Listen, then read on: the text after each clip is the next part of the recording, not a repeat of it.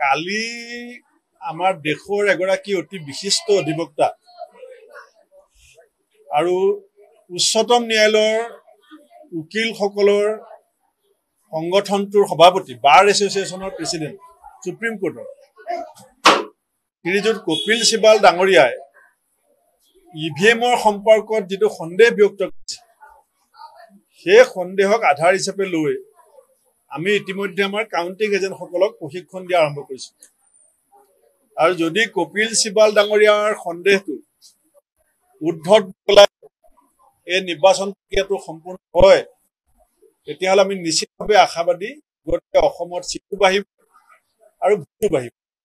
মই সংখ্যাৰ কথাটো এইকাৰণেই কৈ দিব বিচৰা নাই যে আমাৰ দলৰ বিভিন্ন সমষ্টিৰ কৰ্মকৰ্তাসকলে বহুত আশাবাদী হৈ আছে। সেইকাৰণে মোৰ গুৰিত যদিও এটা হিচাপ আছে মই হিচাপটো ৰাজহুৱা কৰিব খোজা নাই, কিন্তু মই গোটেই কথাখিনিৰ পৰা এটা কথা ক'ব পাৰোঁ যে আমাৰ চিট বাঢ়িব আৰু ভোট বাঢ়িব। যিখিনি কথা কৈছোঁ আজিলৈকে কোৱা কথা একো উদ্যোগ কৰা নাই। এতিয়া কংগ্ৰেছ দল হিচাপে এটা নতুন পৰিকল্পনা লৈছোঁ।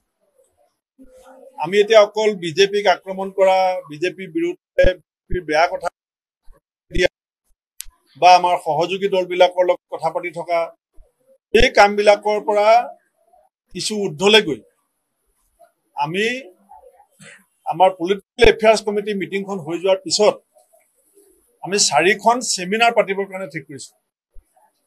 গোটেই ৰাজ্যখনৰ মূল যিকেইটা মৌলিক সমস্যা, বিশেষকৈ চাহ উদ্যোগ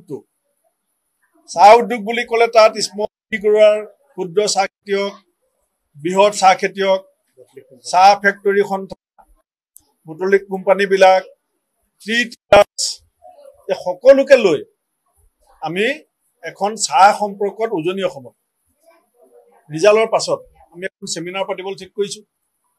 তাৰ লগতে কৃষি, জলসিঞ্চন আৰু ভেটেনেৰী, এনিমেল এণ্ড হাজবেণ্ডেৰী, এই ক্ষেত্ৰটোত অসমত সংস্থাপনৰ কিমান সুযোগ আছে, কৃষকৰ উপাৰ্জন কেনেকৈ বৃদ্ধি কৰিব পাৰি, নতুন প্ৰজন্মটো কৃষি, এনিমেল হাজবেণ্ডেৰী, ইৰিগেশ্যনৰ ক্ষেত্ৰত কি ধৰণে অধিক গতিশীলতা আনি পেলাই সংস্থাপনৰ এখন ক্ষেত্ৰ মুকলি কৰিব পাৰি, এইটো লৈ পেলাই 2খন আমি ছেমিনাৰ আৰু 3য়খন হৈছে এডুকেশ্যনৰ ওপৰত শিক্ষকসকলৰ সমস্যা। আজি কি কাৰণে অসমৰ ল'ৰা ছোৱালী পৰীক্ষাৰ ৰিজাল্ট ভাল কৰি বাহিৰলৈ ওলাই যাব বিচাৰিছে, কিয় আমি সেই ক্ষেত্ৰখন দিব পৰা নাই, কিয় বেংগলোৰৰ ল'ৰা ছোৱালী অসমলৈ নাহে, অসমৰ ল'ৰা ছোৱালী বেংগলোৰলৈ যায়, আৰু শিক্ষকসকলৰ সমস্যা কি, কৰ্মচাৰীসকলক কেনেকৈ অধিক গতিশীল কৰিব পাৰি, এখন ছেমিনাৰ সেইটোৰ ওপৰত, আৰু এখন আমি উদ্যোগ বাণিজ্য আৰু এণ্টাৰপ্ৰেনাৰশ্বিপ, যে অসমক যেতিয়ালৈকে আমি উদ্যোগীকৰণৰ দিশটোত আগবাঢ়ি যাব নোৱাৰিম আমি নিবনুৱা সমস্যাৰ সমাধানটো এটা কেৱল শ্লোগান হৈ থাকিব।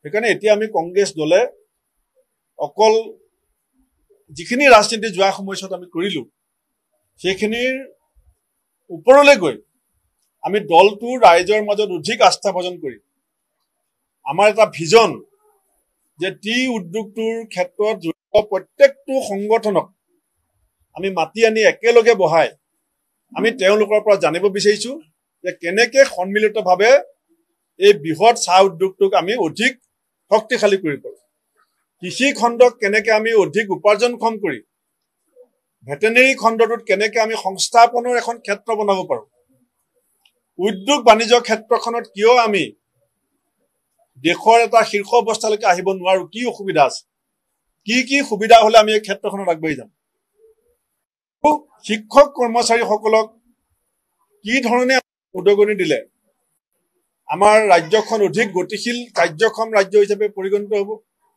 কি ধৰণে শিক্ষা ব্যৱস্থাটোৰ প্ৰতি দেশ বিদেশৰ ল'ৰা ছোৱালীয়ে আজি অসমত মেডিকেলত কোটা বাহিৰা মানুহক দিম বুলি কৈও আনিব পৰা নাই, কিন্তু আমাৰ ল'ৰা ছোৱালী বাহিৰলৈ গৈ আছে।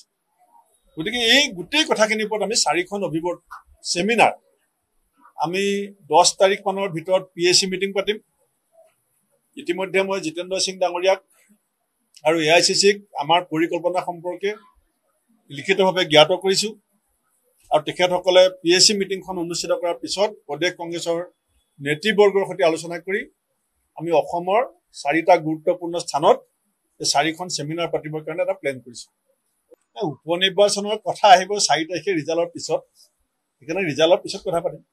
মই কৈছোঁ আপোনালোকক যে অকল অখিল গগৈ ডাঙৰীয়া বুলি নহয়, বিজেপিৰ লগতো আমি এই সময়ত আমাৰ যিখিনি বিৰোধী হিচাপে ক'বলগীয়া কথা সেই কথাখিনিক বাদ দি আমি অধিক সময় সেইবিলাক কথাত খৰচ নকৰি আমি এই অহা মাহটোত জুন মাহৰ পৰা জুলাই মাহৰ 15 তাৰিখৰ ভিতৰত আমাৰ গোটেই দলটোৰ লক্ষ্য হৈছে যে আমাৰ ভিজনটো নিৰ্মাণ কৰা 2026ৰ কাৰণে। আৰু সেইকাৰণে আমি জয় পৰাজয় সাফল্য ব্যৰ্থতা যিয়ে নহওক আমি কেতিয়াওতো 14খনত জিকিম বুলি কোৱা নাই বেলেগৰ নিচিনাকৈ। গতিকে আমি 14খনতে খেলিছোঁ। গতিকে আমি জয় পৰাজয় সাফল্য ব্যৰ্থতা যিয়ে নহওক আমি যিটো সপোন অসমক লৈ সেইটো ইমান সহজ নহয়, কিন্তু তাক আমি বাস্তৱিক কৰিবৰ কাৰণে যিটো আমাৰ এটা দল হিচাপে আমাৰ যিটো ভিজন প্ৰয়োজন আছে সেইটো আমি স্থিৰ কৰিবৰ কাৰণে জুন জুলাই মাহটো আমি টাৰ্গেট কৰিছোঁ। এতিয়া মই আপোনাক কৈছোঁ অসম প্ৰদেশ কংগ্ৰেছৰ লক্ষ্য হৈছে আমাৰ নিজৰ দলটোক ৰাইজৰ মাজত আস্থাভাজন কৰা, আমাৰ নিজৰ লক্ষ্য উদ্দেশ্যখিনি ৰাইজৰ লগত আলোচনা সাপেক্ষে স্থিৰ কৰা। সেইকাৰণে মই আপোনালোকক কৈ আছোঁ যে সব দলেই চেষ্টা কৰিব নিজকে শক্তিশালী কৰিবৰ কাৰণে, কোনে কাৰ জেগা এৰি দিব। কিন্তু আমাৰ কথা হৈছে আমি আন দলক হেঁচা মাৰি ধৰাত নাই, আমি নিজক কেনেকৈ আৰু ওপৰলৈ উঠাব পাৰোঁ। আৰু তাৰ কাৰণে আমি টি গাৰ্ডেনৰ ক্ষেত্ৰত ফেক্টৰী মেনেজাৰসকলৰ কি সমস্যা আছে, ফেক্টৰীৰ কি সমস্যা আছে, সমস্যা আছে, ক্ষুদ্ৰ চাহ খেতিয়ক বৃহৎ চাহ খেতিয়কৰ কি সমস্যা, একেলগে তেওঁলোকক মাতিম। তেওঁলোকৰ প্ৰত্যেকটো সংগঠনক আমি নিমন্ত্ৰণ কৰিম কৰি এই সমস্যাটোৰ ক্ষেত্ৰত কংগ্ৰেছৰ ভিজনটো কি হ'ব আমি সেইটোত লাগিম।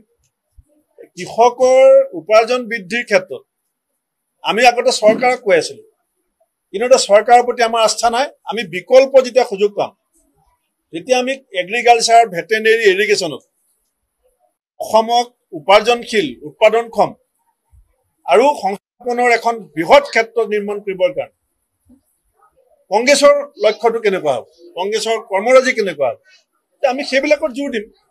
আৰু আমি সেই কামবিলাক কৰাৰ মাজেদি আমি এতিয়া সদ্যহতে মই আপোনালোকক কৈছোঁৱে যে আগতে কেতিয়াও এনেকুৱা ফিক্স টাইম এণ্ড প্লেন নাছিলে আমাৰ। এতিয়া আমি জুন জুলাই আমি আমাৰ দলৰ ভিজনটো ল'ম আৰু সমান্তৰালভাৱে আমি তৃণমূল পৰ্যায়ৰ পৰা প্ৰদেশ কংগ্ৰেছৰ পৰ্যায়লৈকে আমাৰ দলৰ ভিতৰত ব্যাপক ৰিচাপুল যোৱা 3 বছৰ মোৰ কাৰ্যকালত কোনে কিমান দক্ষতাৰে কাম কৰিলে, দলক কোনে কিমান সময় দিলে, দলৰ প্ৰতি কোন কিমান আস্থাশীল নিষ্ঠাশীল কিমান উৎসৰ্গিত মনোভাৱ, এই গোটেই কোনোবা বুথৰ প্ৰেচিডেণ্ট আহিও APCC অফিচ বিহাৰ হ'ব পাৰে, কোনোবা মণ্ডল ব্লকত কাম কৰা মানুহ আহি ৰাজ্যিক জেগাত পাব পাৰে আৰু ৰাজ্যিক জেগাত ডাঙৰ পদবী লৈ থকা মানুহেও জেগা নাপাব পাৰে। তেনেকুৱা এটা ব্যাপক ৰিচাপুলৰ কাৰণেও আমি আহি থকা PSC মিটিঙত আমি আলোচনা কৰিম। জল্পনা কল্পনা ৰাজনীতিত কেতিয়াও অন্ত নহয়। জল্পনা কল্পনাৰ অন্ত হ'ব বুলি আপুনি আশা নকৰিব, আমিও আশা নকৰোঁ। জল্পনা কল্পনা হৈ থাকক, আমি দল হিচাপে আমাৰ যিটো নিয়ম আৰু নীতি আমি সেইমতে আগবাঢ়ি গৈ থাকিম। আমাৰ বিধায়ক 29 জন আছিলে, আমাৰ বিধায়ক 22 জন আছিলে। এতিয়া ইলেকশ্যনত 29 জনৰ পৰা 22 জন। ইলেকশ্যনত কিবা প্ৰভাৱ দেখিছিলে নে আপুনি?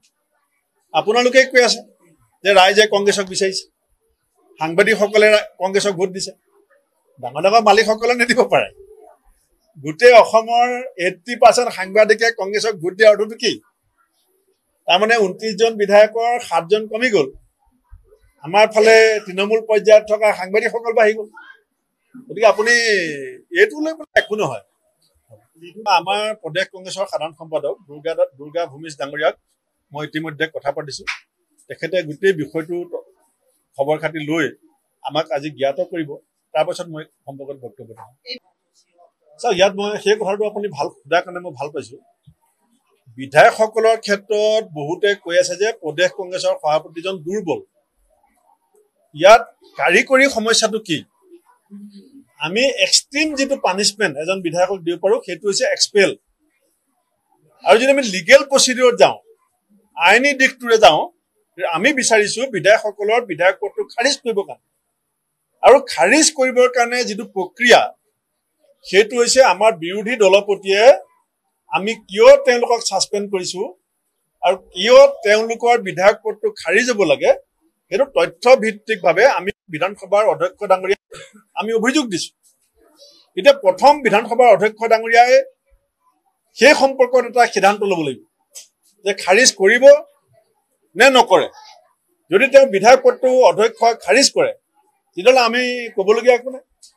যদি অধ্যক্ষই খাৰিজ নকৰি দীঘলীয়া কৰিব বিচাৰে সময়তকৈ বা ওলোমাই থ'ব বিচাৰে বা তেওঁলোকক শাস্তি যিটো পাব লাগে শাস্তি দিব নিবিচাৰে তেতিয়া আমি ন্যায়ালয়ৰ দ্বাৰস্থ হ'ম। আমি সেই কথাটো ইয়াত মই যদি এক্সপেল কৰি দিওঁ তেতিয়াহ'লে তেওঁলোকক আমি খাৰিজ কৰিবৰ কাৰণে অধ্যক্ষক কোৱাৰ কোনো সুযোগ নাথাকিব। সেইকাৰণে আমি ছাছপেণ্ড কৰি পেলাই বিধায়ক পদটো খাৰিজ কৰিবৰ কাৰণে বিধানসভাৰ অধ্যক্ষক আমি সময়মতে জনাইছো।